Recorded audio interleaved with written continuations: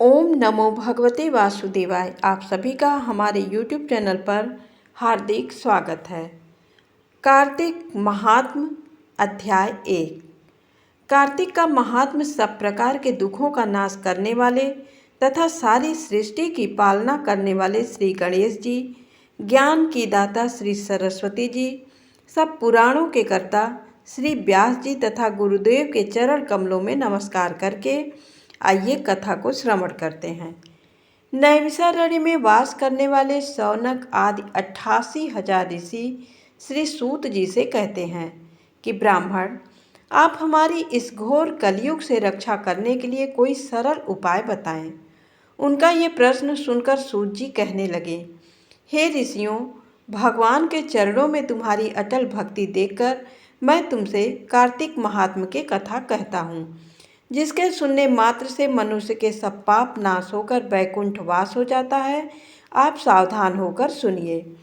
एक समय नारद जी ब्रह्मलोक में जाकर सारे जगत के कर्ता श्री ब्रह्मा जी से विनीत भाव से पूछने लगे कि हे पितामह, कृपा करके कोई ऐसी सुंदर कथा कहिए जो सब पापों को नाश करने वाली हो। तब ब्रह्मा जी कहने लगे कि हे पुत्र, भगवान के चरणों में तुम्हारी ऐसी प्रीति देखकर मैं तुमसे कार्तिक मास का महात्म कहता हूँ, जिसके सुनने मात्र से मनुष्य के सब पाप नाश हो जाते हैं और वह वैकुंठ का अधिकारी हो जाता है। कार्तिक मास भगवान को अति प्रिय है। इसमें किया हुआ व्रत, दान, नियम तथा कीर्तन अनंत फल देने वाला होता है।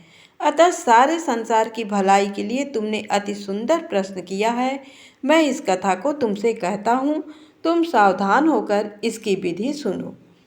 व्रती मनुष्य प्रातःकाल ब्रह्म मुहूर्त लगभग 4 बजे उठकर शौच आदि से निवृत्त होकर 22 अंगुल लंबा सुगंधित वृक्ष का दातुन करे, परंतु श्राद्ध के दिन, सूर्य तथा चंद्र ग्रहण के दिन, एकम, अमावस, नवमी, छठ, एकादशी तथा रविवार को दातुन ना करे।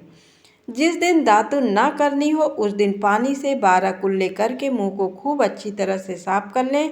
जब 2 घड़ी रात्र रह जाए तो काला तिल, चंदन, चावल, फूल या कुशा लेकर तालाब, कुंड, नदी या संगम तथा किसी तीर्थ स्थान में जाकर भगवान से प्रार्थना करें कि भगवान आपकी और श्री लक्ष्मी जी की प्रसन्नता के साथ के लिए मैं कार्तिक मास में स्नान करूंगा या करूंगी। इस प्रकार प्रतिज्ञा करके श्री गंगा जी, शिव, सूर्य और विष्णु जी का ध्यान करके नाभि व वर्त जल में प्रवेश करके अच्छी तरह स्नान करें। फिर जल से बाहर आकर देवता, ऋषि और पितरों का तर्पण करें। स्नान के पश्चात खोजसोपचार विधि से भगवान का पूजन करें। भगवान को अर्घ्य देवें और प्रार्थना करें कि भगवान श्री राधा सहित मेरे इस अर्घ्य को ग्रहण करें। और इस प्रकार प्रार्थना करके 16 चीज़ें भगवान की मूर्ति के सामने अर्पण करें। तुलसी मंजरी से भगवान का पूजन करना चाहिए। इसे पादोपचार पूजन कहते हैं। आइए जानते हैं तुलसी जी कौन है। तुलसी जी की कथा।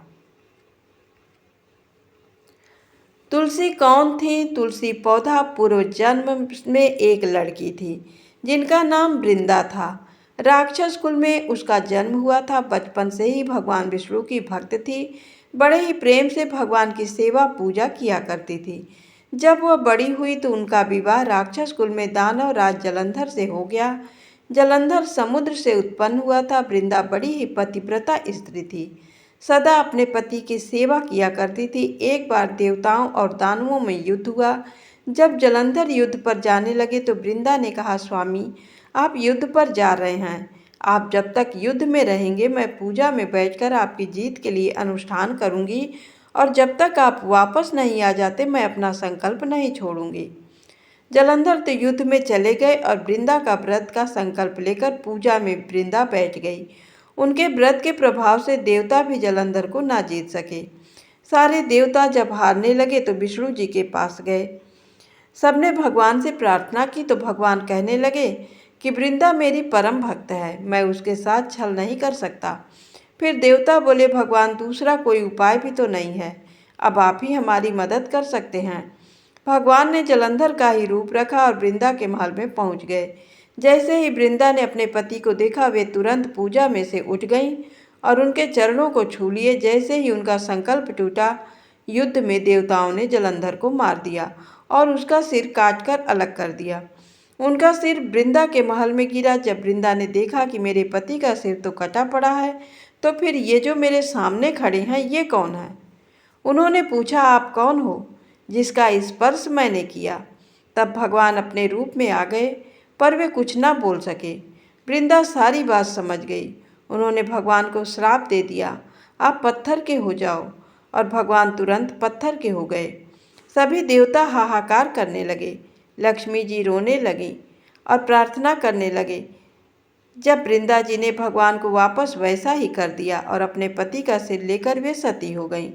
उनकी राख से एक पौधा निकला। तब भगवान विष्णु जी ने कहा, आज से इनका नाम तुलसी है और मेरा एक रूप इस पत्थर के रूप में रहेगा, जिसे शालिग्राम के नाम से तुलसी जी के साथ ही पूजा जाएगा, और मैं बिना तुलसी जी के भोग स्वीकार नहीं करूँगा।